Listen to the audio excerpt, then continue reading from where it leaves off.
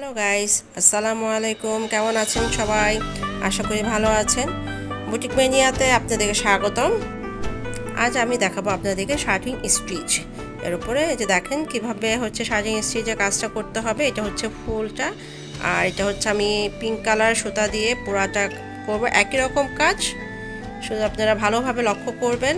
আর হচ্ছে পাতাটা করছে আমরা সবুজ কালার দিয়ে, আর সাইডে যে ফুলের পাপড়ির পাশ দিয়ে যে বর্ডারটা, এটা হচ্ছে নেভি ব্লু কালারের বর্ডার দিয়ে আমরা করা হয়েছে। চলুন তাহলে শুরু করা যাক।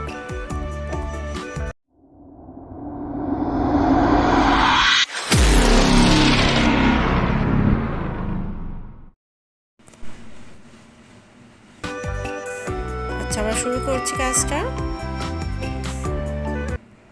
আপনাদের সুবিধার্থের জন্য আমি যতটুকু সম্ভব কাছ থেকে কাজটি করছি, যাতে করে আপনারা খুব ভালোভাবে বুঝতে পারেন যে কিভাবে শার্টিং স্টিচ কাজটি করা হচ্ছে। ঠিক আছে, খুব ভালোভাবে লক্ষ্য করুন, তাহলে অবশ্যই আপনারা বাসায় বসে খুব ইজিভাবে এই কাজটি করতে পারবেন।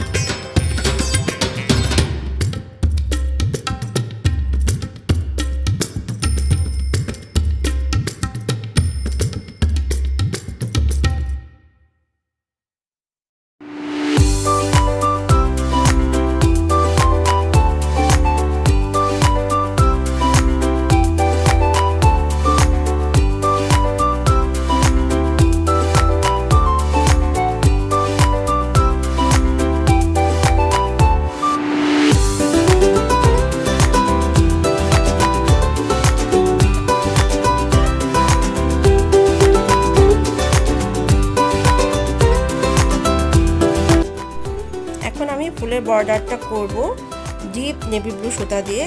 এটা হচ্ছে কর্ডিং স্টিচ দিয়ে কাজ। ঠিক আছে, এটা আপনাদেরকে আগে দেখানো হয়েছে। আপনার ভালোভাবে লক্ষ্য করুন কর্ডিংয়ের স্টিচ। আমরা পাপড়ির চারপাশে এই কর্ডিং স্টিচ দিয়ে পুরোটা পাপড়ি সুন্দর করে ফেলবো।